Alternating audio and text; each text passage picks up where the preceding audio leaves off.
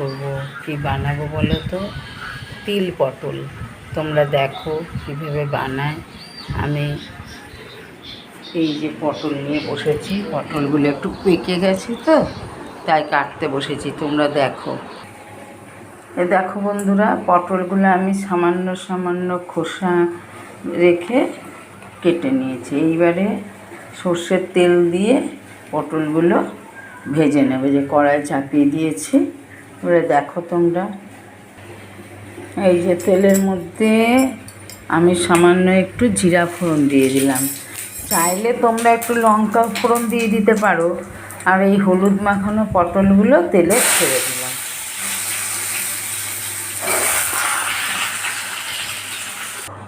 এই যে হয়ে গেল আমার তিল পটল। খেয়ে বলবে কেমন হয়েছে বন্ধুরা। রাখছি।